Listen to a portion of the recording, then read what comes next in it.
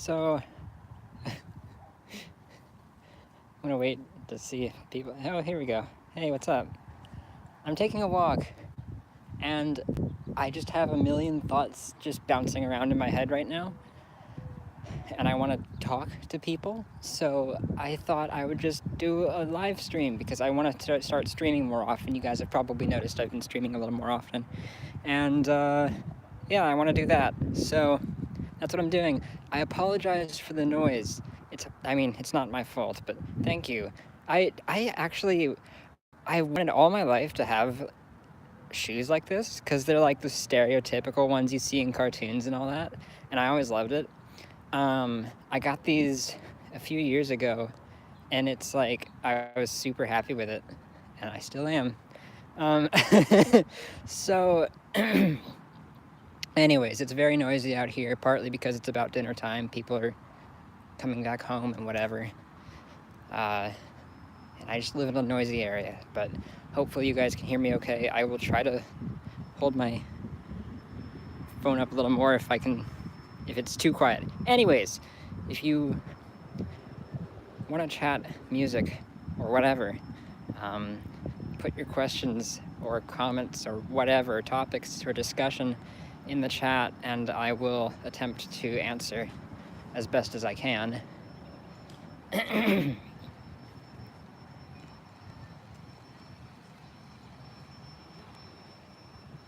I'm planning on recording a video tonight.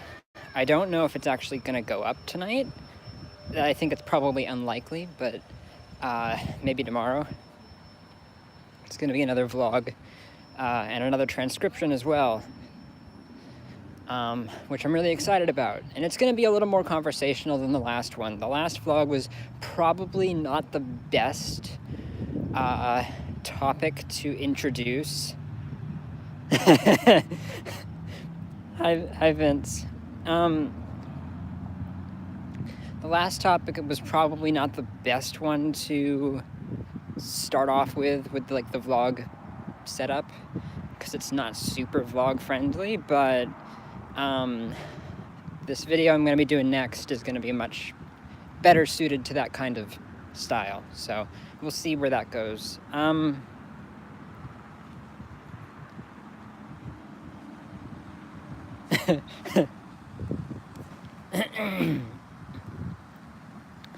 Okay, so Nicholas says, I'm trying to get into non-functional harmony, but I can't find any resources. Any ideas?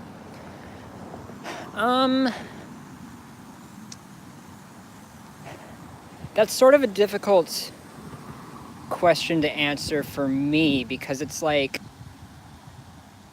how do you... First, we have to define what we mean by non-functional harmony. And I suppose we could define it by what it isn't. Thank you. I don't know why I'm saying thank you. I had nothing to do with it, but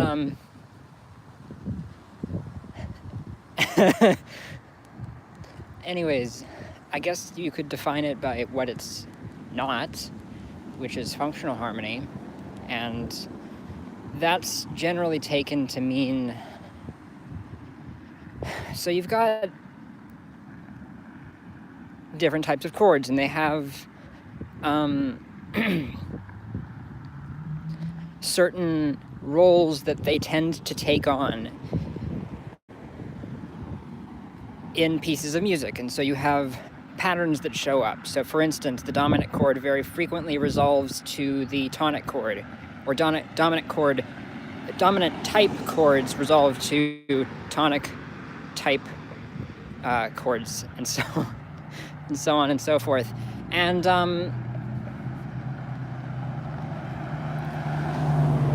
generally speaking, when you write music where those functions are adhered to more often than not, you have what's called functional harmony. But it's kind of difficult to shoegaze stream. It's kind of difficult. it's kind of difficult to define non-functional harmony, because it's like, because no, nobody else made the joke so far, as far as I could see. Because you could say, okay, non-functional harmony would be harmony that does not fall into those categories, or at least isn't applied in that manner. So maybe your 5 chord doesn't go to 1, it goes to something else. But that's kind of already covered in no, it's okay. Like, honestly, I'm the sort of person to unpack really maybe things that would probably be simple for most people, and I kind of make them maybe more complicated than they need to be, just because I have a weird way of thinking about things. But it's fun. I enjoy it. So what was I saying? So it's like, I feel like functional harmony kind of already encompasses that to some extent. So it's like your 5 doesn't go to 1, let's say. It goes to 4. Okay. That would be some sort of, well, I'm not super familiar with the classical terminology for that sort of thing, but I believe retrogression, something like that. It's a word like that. But it's like you already have terms for that kind of stuff, and so maybe you would say that it's non-functional harmony if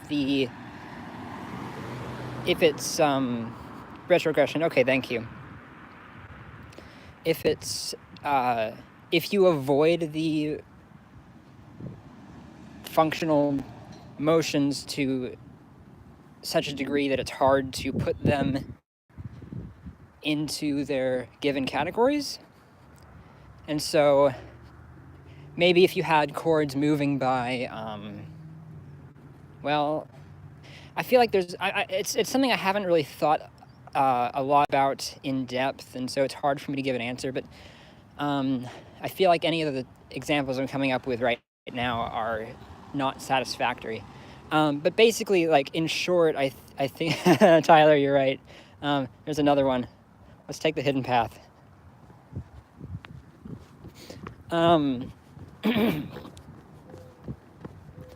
It's like a warp pipe. There's another one at the start and end. So, I mean, sorry, I lost my train of thought. No, I can't walk in a 7-11 polyrhythm, but I will use this as an opportunity to teach you something about rhythm in just a moment.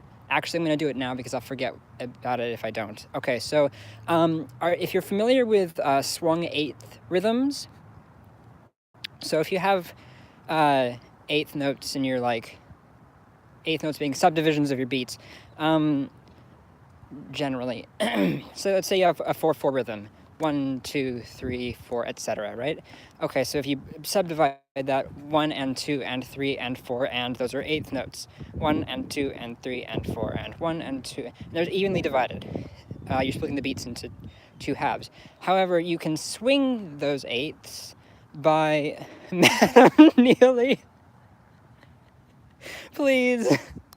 I'm screenshotting that. I'm going to keep that. I'll tweet that out later. I'll tag you. I know your Twitter handle. All right, but if you swing the eighths, that means that the first of those is taking up more than half of the space. Usually it's approximately 2/3 of the space. So you can think of it, Man Neely, well, he's that too. You can think of it as triplets. So you have the first 2 triplets, and then you have, which are covered by the first beat and the first eighth, and then you have the next one. But it's honestly way easier to understand swung eighths if you just skip, because the motion your feet make when you're skipping is the exact same thing as swung eighths. So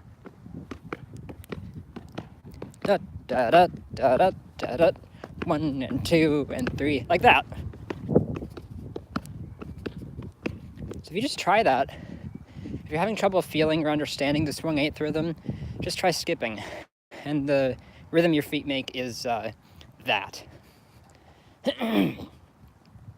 And so, for that reason, you might notice that it's fairly applicable to there's nobody on the street right now as far as I can see, it's fairly applicable to music that's meant to be very jovial. Or there's a song, I forget what its title is. I think it's like the second or third track on the Tari Tari anime soundtrack, which has the word skip in it. It's referring to skipping. And it's the rhythm is like that. I think it's in 3/4. I don't remember. I have a transcription of it. Anyway, I missed something up earlier, and I'm sorry. I was talking about non-functional harmony. Yeah, I'm honestly not sure how to answer the question. All of that said, and so I feel like you could I don't know, Google it, but like I've looked into that myself before, and I haven't really found much I felt that I understood. So here's something you can try. And this is what I would do. Identify, come up with some songs that have the sort of harmony you're looking to write. So if there's music with what you consider to be non-functional harmony, just transcribe some of it and work out the chords and look for patterns between them in their use, or at least how it may differ from other types of harmony, and see if you can replicate that to some degree. And that's probably how I would go about studying that sort of thing. That's how I approach most topics. So at the very least, it would give you practical examples. Please do not.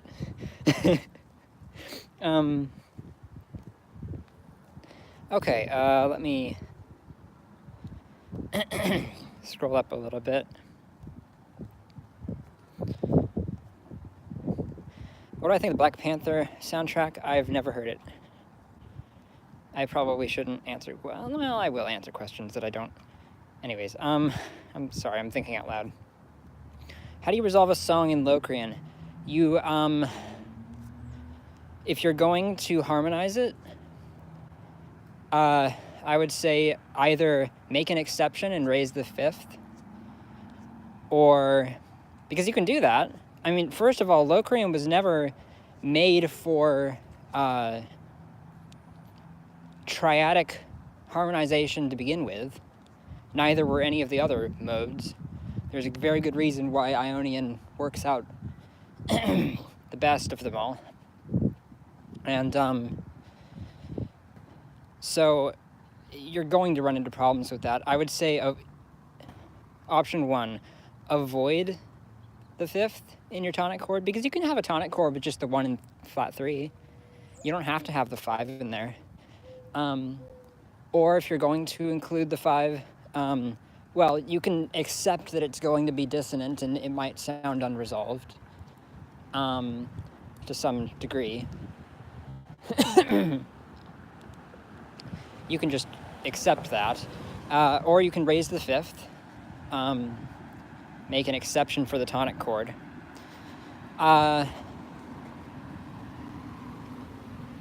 Or you can not harmonize it. So that's how I would approach it. Look into, there's a song whose title I cannot remember. It's by, gosh, I can't recall. I'll have to look at it some other time, but if you, Andrew, you're here, can you post the link to the VGM scales chart? Because I think that's got some Locrian songs in it.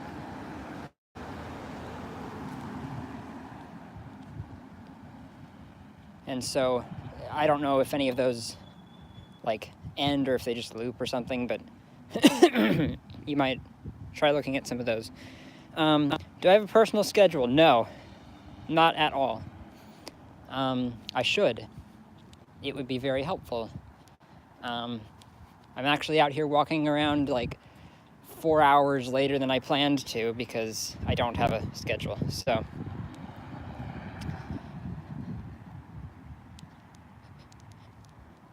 but I think my point is that like or at least one of the points I wanted to make is that I'll go this way. I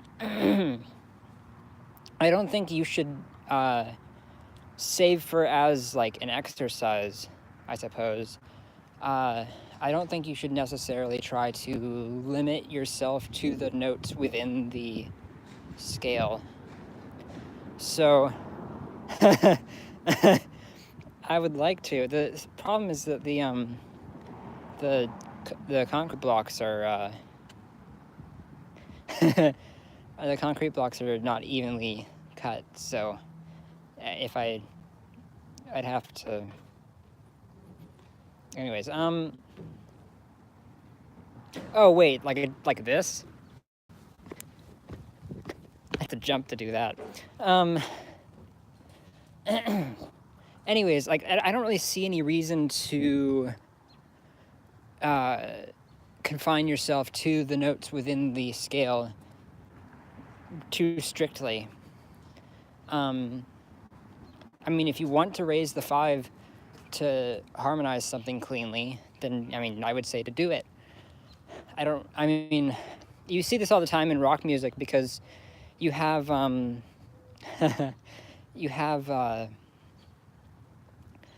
rock music is very often written with a Dorian kind of perspective, and I would assume that harkens back to its folk roots because it doesn't come exactly from the classical tradition.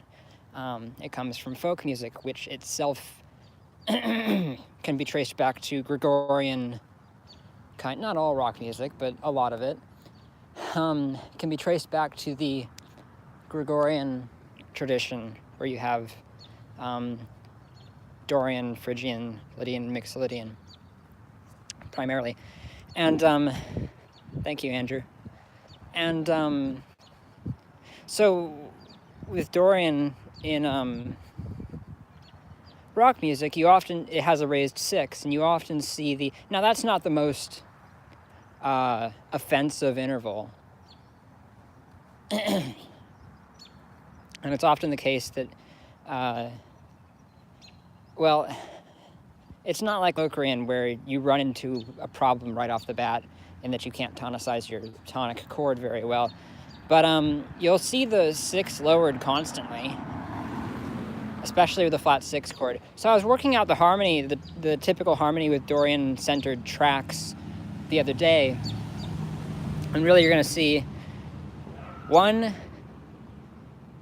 flat 3, major 4, and flat 7. Those are going to be your primary chords. If you see 2, it's going to be very rare. Andrew. If you see 2, it's going to be pretty rare. Maybe it'll be minor. Probably it'll be major. And if you see 5, it may be major or minor, or not clear. It depends on what's before it. Thank you, Andrew. And but when the diatonic chord on the 6th degree in Dorian is a half diminished chord, and that's you're not going to see that really in rock music. You're going to see them lower the 6, make an exception and lower the 6 in that situation. And anyways, so I would say, like, don't feel as though you have to conform 100% to a given scale if you're trying to write a song with it. Especially if you're trying to work with triadic harmony, because it's something that's really best suited to Ionian and Aeolian, and harmonic major, harmonic minor as well. You're just going to run into situations where it would be a lot more suitable for you to alter the scale slightly as needed.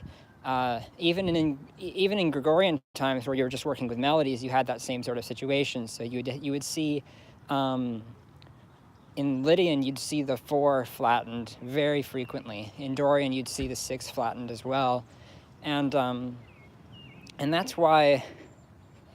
That's actually why Heinrich Galerian proposed the names Ionian and Aeolian, because he thought it was silly to keep going on writing entire songs with Dorian flat 6, and he didn't call it flat 6, but you get the idea, and Lydian flat 4, without giving them names of their own. So he proposed those two.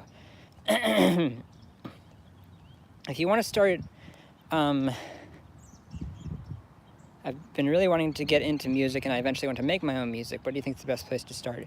Yeah, I would say, like, if you want to learn an instrument, that would be a very, very good thing to do.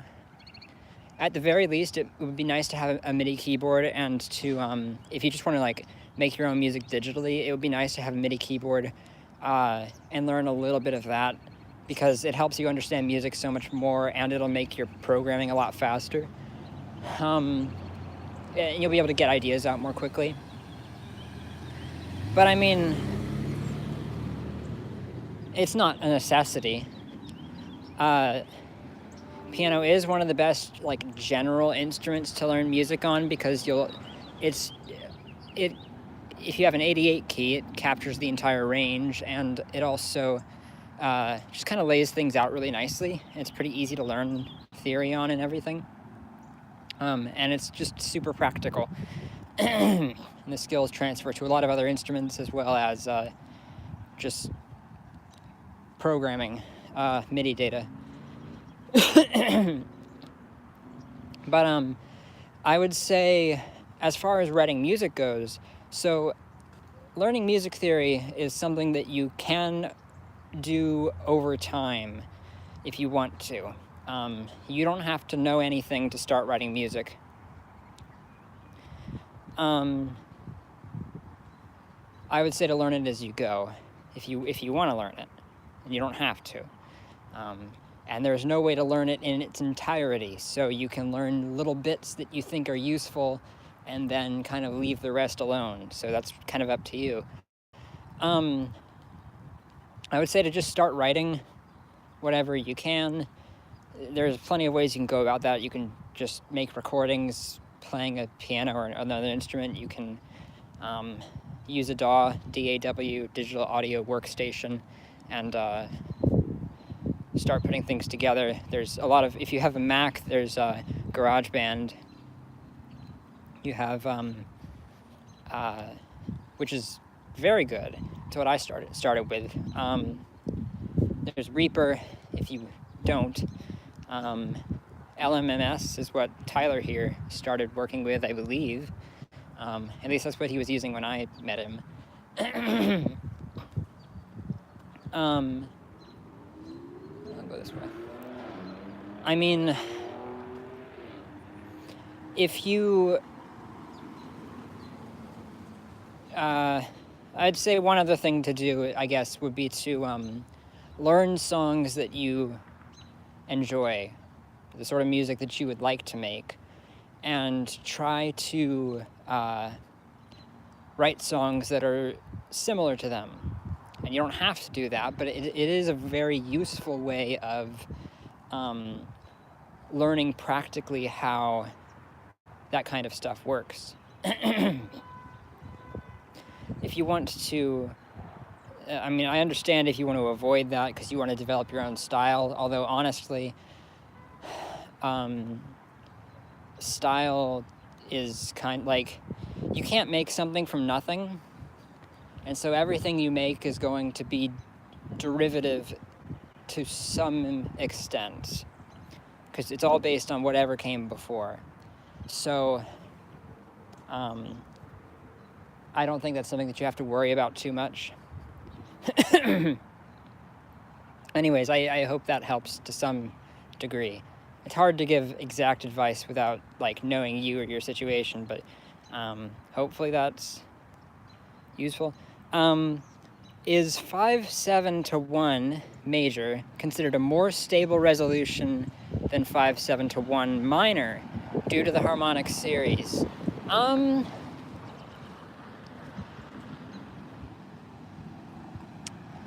don't know that. I'm not sure. My first thought is I don't know if stable is the right word, but I get what you're saying. And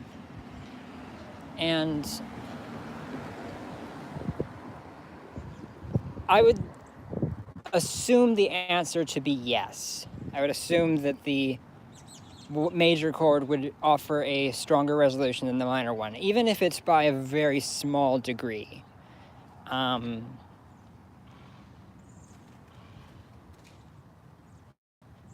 think it's, and I actually went over this with Andrew recently, that I haven't really talked about it to too many people, but we were going over the different ways a tritone could reasonably resolve. And the answer I came up with was that it would resolve to the major chord first, the minor chord second, 5 to 1, and then it would go to the flat. Treat it the 5 as the flat 7, and you'd go to the minor chord of that. I'm sorry. So like G7 to C, then G7 to C minor, then G7 to A minor, then G7 to A. I think that's what we came up with.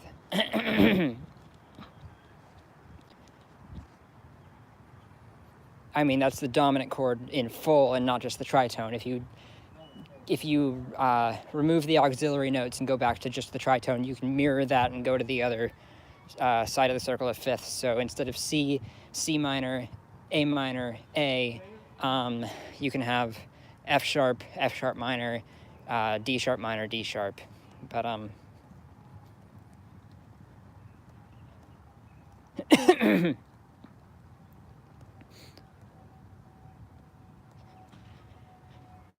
I write music and I have knowledge of theory, but sometimes all the parts sound kind of dissonant. How do I arrange the parts so that there are no notes clashing at all? I feel like it's hard to answer that without having an example of what you're talking about. It sounds...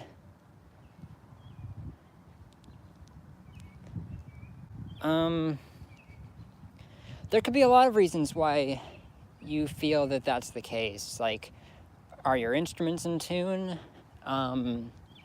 Is it the case that your instruments are tuned slightly differently from one another in the... So like, for example, the piano is equal tempered and a lot of other instruments aren't. And that kind of creates a conflict in a lot of situations that maybe wouldn't be super noticeable to a lot of people, or you kind of just get over it, but maybe you're particularly sensitive to that and you're noticing it and it's annoying. Maybe your arrangement's just not that good. You might want to look at rules of counterpoint, which are made for very efficient arrangements, and maybe that would help you.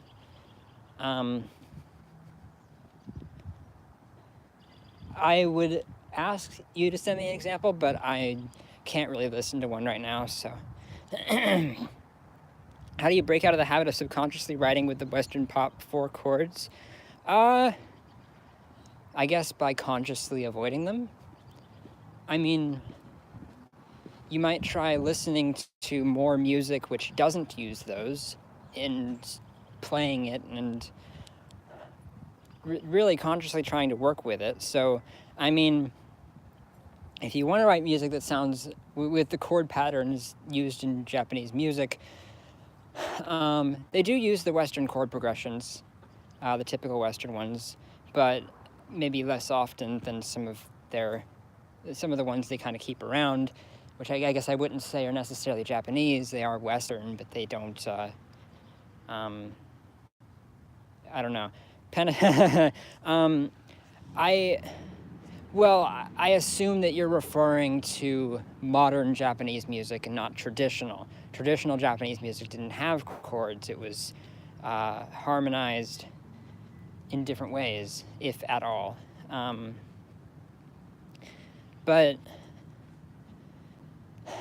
I mean, there are a few main chord progressions that are really common in modern Japanese music. First is, and the most common, is the Royal Road, or Odo Shinko, and Royal Road progression. And it's 4-5-3-6 in a major key. In C, that would be F, G, E minor, A minor. And there are lots and lots and lots of variations on that. If you understand a little bit of jazz theory and information about chord substitutions and things like that, you can you can find a way to make to vary your chord progressions quite a lot. Another is what my friend No Lithium calls the idol progression, for its use in idol anime music. It's used in all sorts of places, anime music and J music in general, but and I don't know that it's necessarily used more in idol music than in other genres, but basically it's a chain of 2-5-1s, and it's kind of analogous to the, and perhaps originated in, but maybe not, the Paco Bell's canon, which, by the way, they use a lot as well. So the idol progression being, it's kind of long, I'm sorry. 1, 2 of 6, 5 of 6, 6, 2 of 4, 5 of 4, 4. And then from there you make your way however you will to 5, and you loop it. So in C, that's something like C, B half diminished, E7, A minor 7, G minor 7, and it's always a minor 7, by the way. Doesn't have to be, but I've never heard an example where it isn't. G minor 7, C7, F, major 7, and then from there you make your way to G7s, and usually it would be something like F major 7, C over E, D minor 7, G7. Anyway, an example of that would be Tokimeki Sugar, the chorus to Tokimeki Sugar by Hokago Tea Time from K-On. That's in the key of F sharp. There's a million other examples, and I can't think of any off the top of my head right now.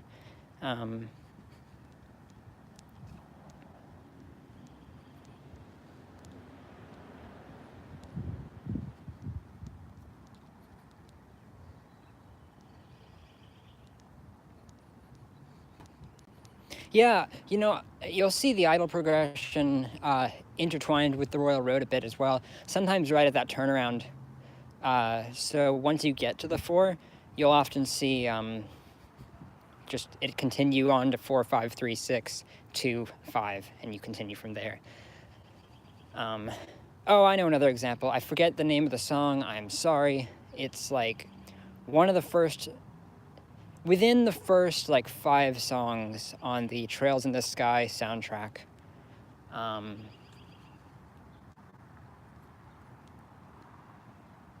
It's an E, I remember that.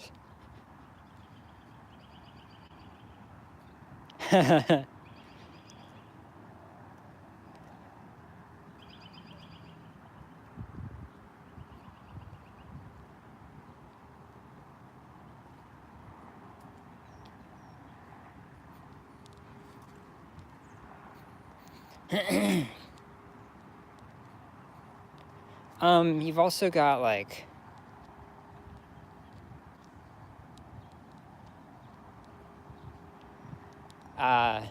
Paco Bell's canon, like I said before. That's 1, gosh, what is it?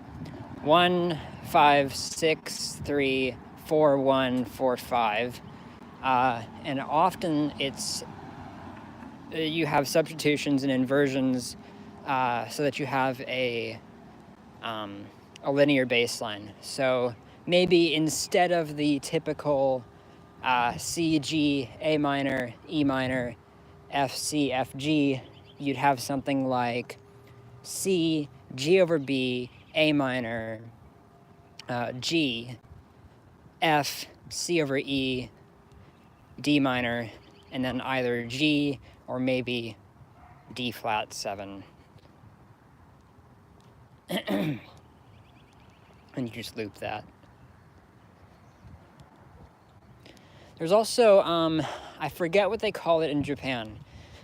It's associated with a particular composer who is famous for using it very frequently. Komoro or something like that. It's 4156.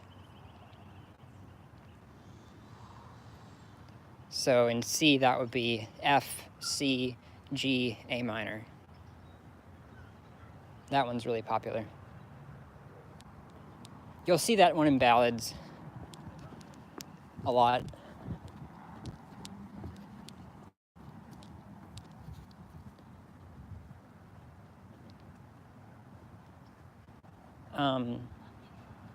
I think that's the one I'm thinking of. There's another progression which is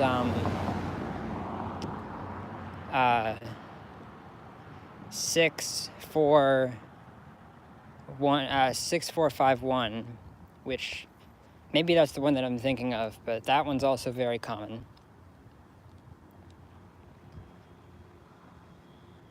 I mean, it's the same, whatever.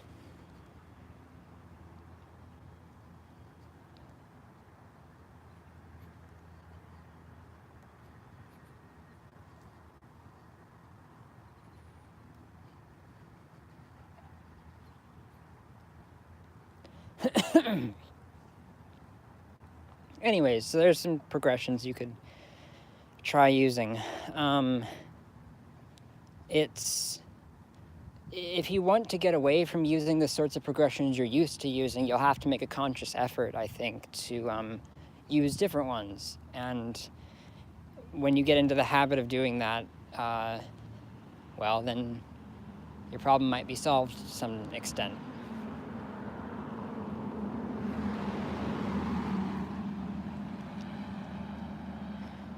Would you ever get a composer who's been making everything by feeling to study music theory?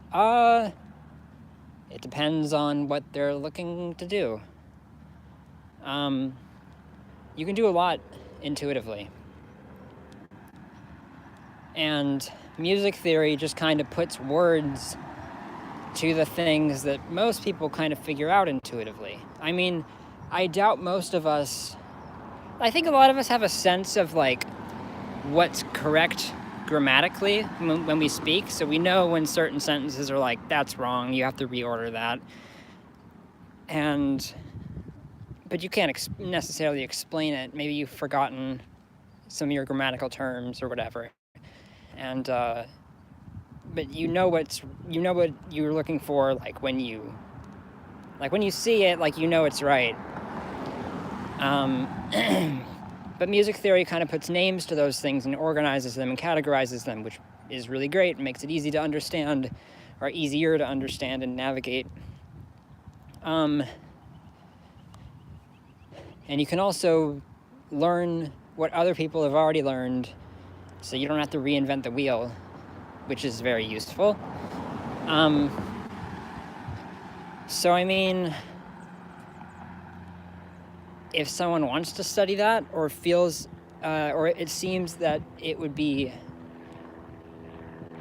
take them, or if they're frustrated with the way that they're currently trying to work at it, then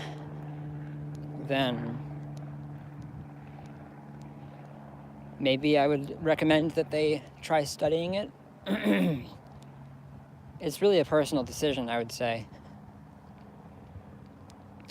I've never heard the Made in Abyss or Shield Hero soundtracks, unfortunately.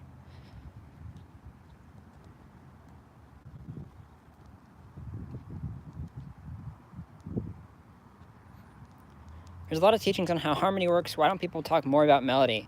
Because melody is a lot more difficult to discuss when you're...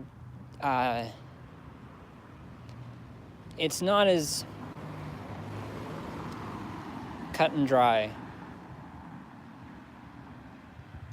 there's a lot of discussion about melody. You have like all the information on embellishing tones, passing tones, non-chord tones, that kind of thing. And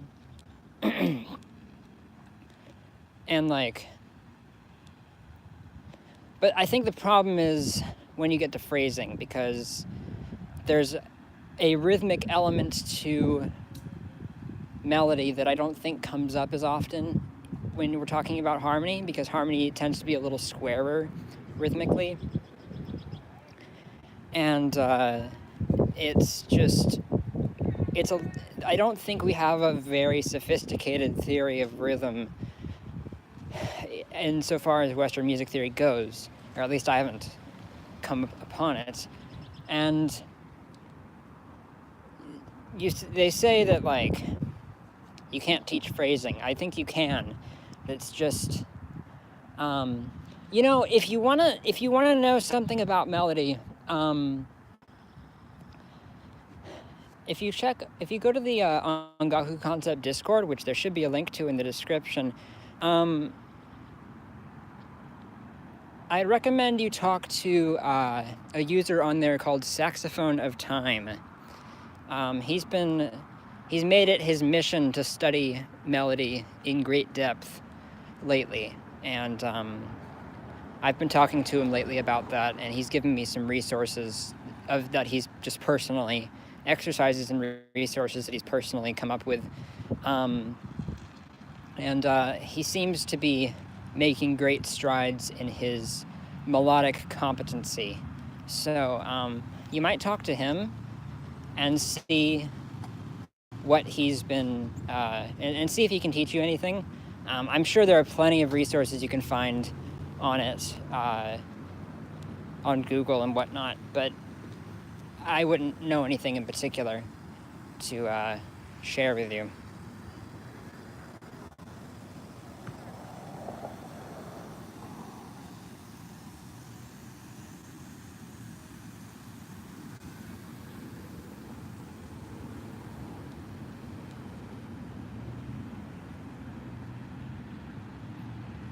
I'm well, thank you.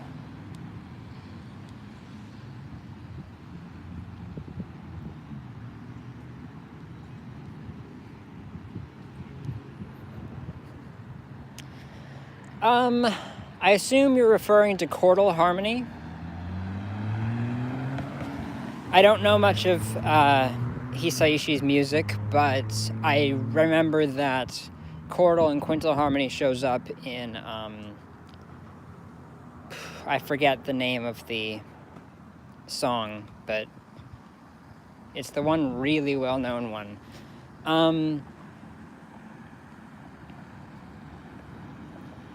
Yeah, if you saw the update video, I explained a little bit about why I haven't been posting lately and what I'm doing to fix that. And there's a new video up that it was like last week, I think I put it up. And I'm recording one later tonight if I can.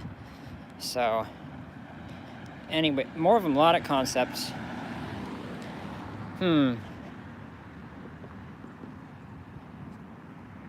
Anyways, I'm not sure exactly how to answer your question. I would look into chordal and quintal harmony, because I think that's what you're talking about. If you're talking about melody... Oh, I'm sorry, tetrachords. I guess you're referring to, yeah, well, if you're... I don't really know anything about that kind of subject, so...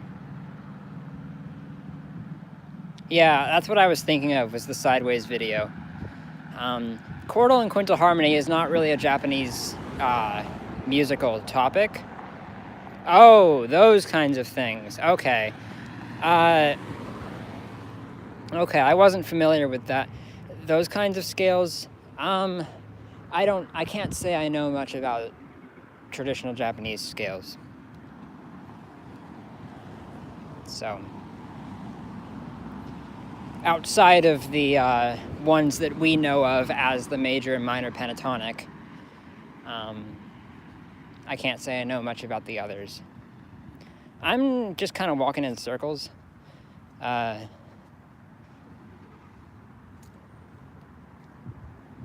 already been around here a couple times. How do I write whimsical music?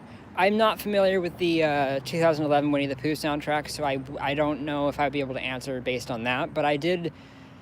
whimsical music is the kind of music I write most often, and it's what I enjoy writing most.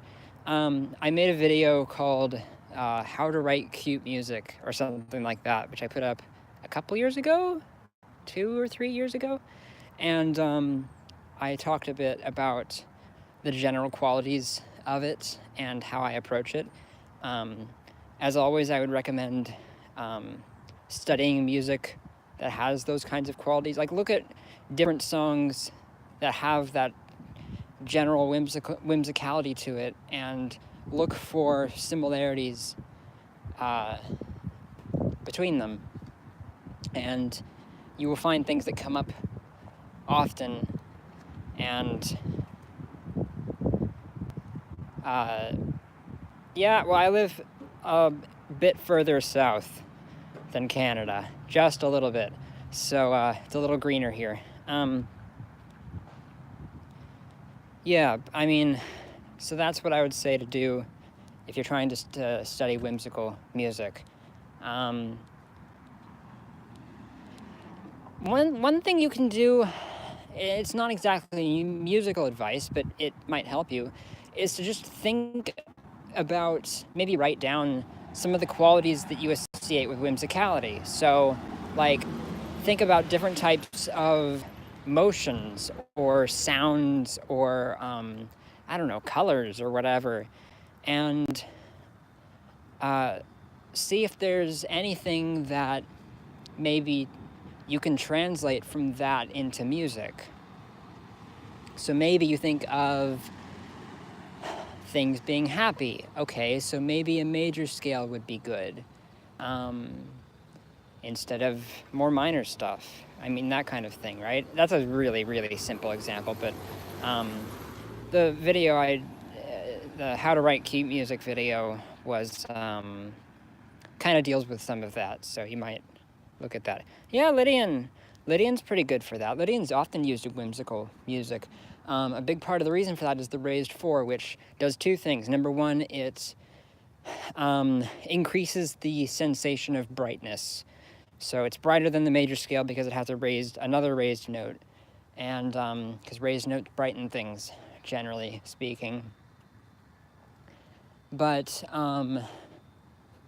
that, and it's also unstable. And that instability contributes to that kind of, like,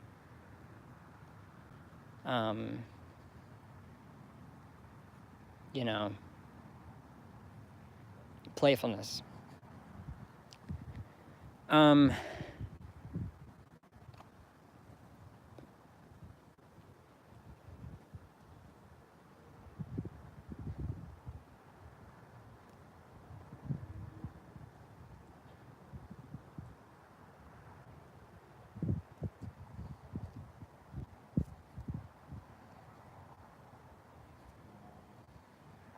How do you get out of being stuck in a loop? I feel like I don't have the energy to answer that question now, but I made a video like a few years ago, maybe 4 years ago, about that topic.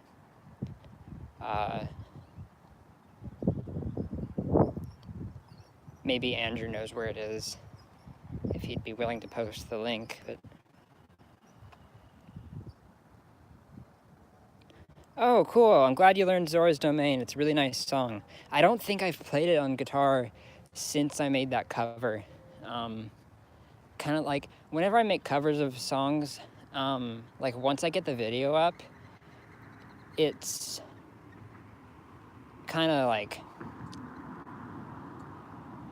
a form of closure for me.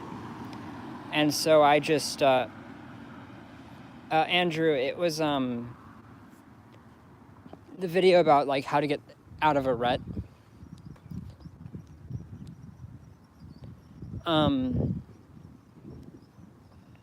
Anyways, it's kind of a form of closure for me, and I just kind of like, I just don't feel any need to play it anymore. Which is kind of weird, but 3 minor 9. Oh, hi Noli. Yeah, it would be you suggesting that, wouldn't it? See, whenever I see 3 minor 9, I generally think Dorian, because I usually hear that pop up in minor keys rather than major.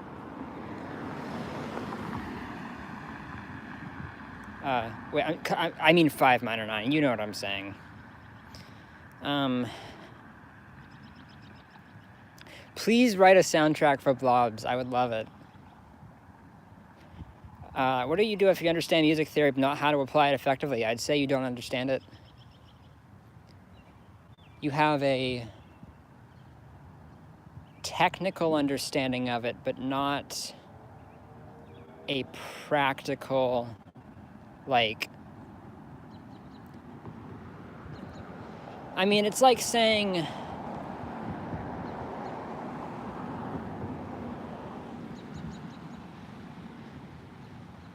things are better, easier said than done. Let's say that. In the same way that in order to really understand how to... I mean, it's like, okay, anyone can throw a ball, right?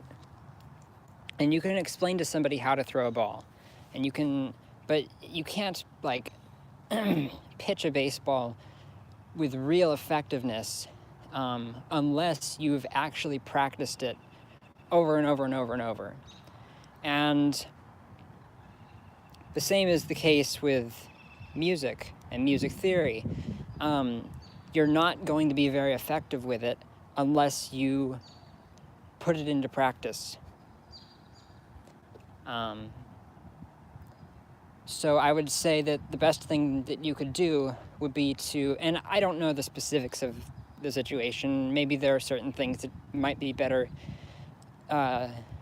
for you to try, but just generally speaking, I would say one of the best things you can do is to write a lot of music and apply the principles that you're having trouble applying, and just by the experience you gain, you will improve at it.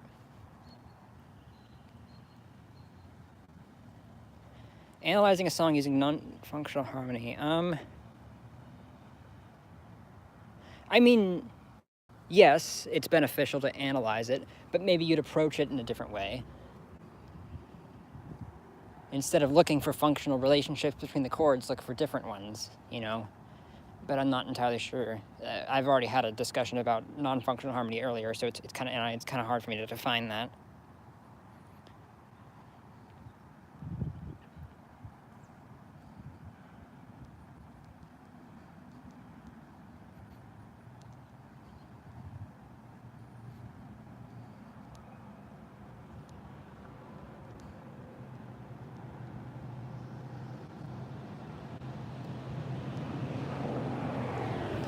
What's my favorite example of a bridge leading up to a chorus in an anime intro? I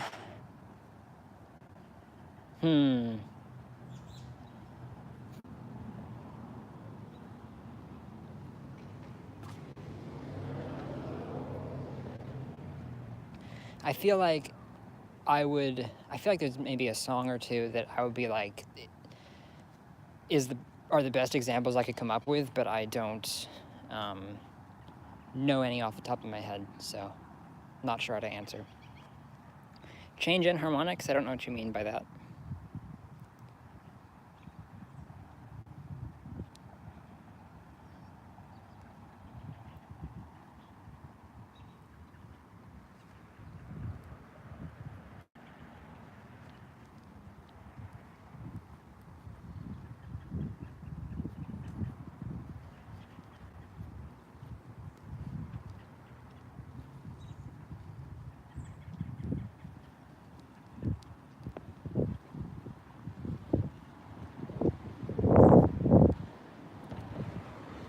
you might check the Encyclopedia Britannica and you look up on Japanese music there. I found a lot of nice information there about it.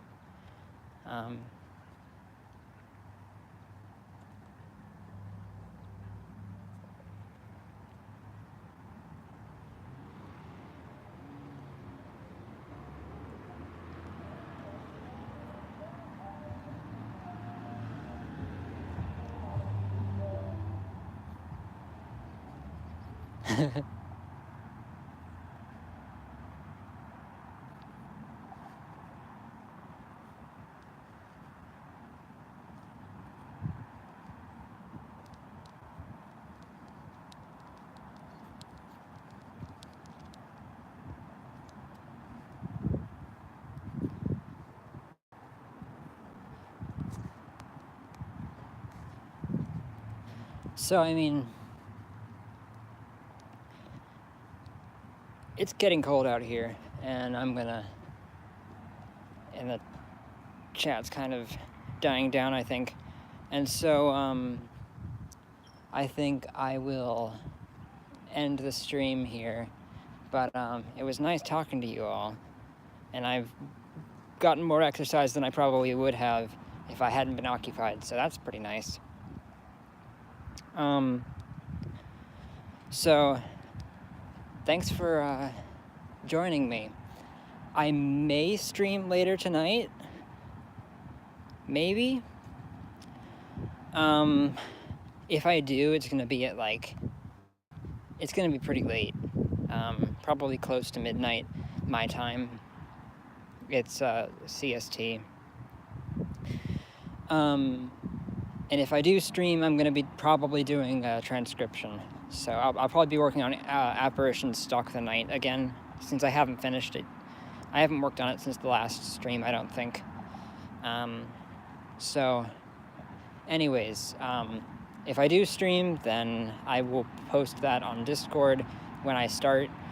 There's a link to the Discord server in the description. Not sure when the new video is going to go up, but it will be this week, if all goes well. It should be this week, by all means. So, yeah.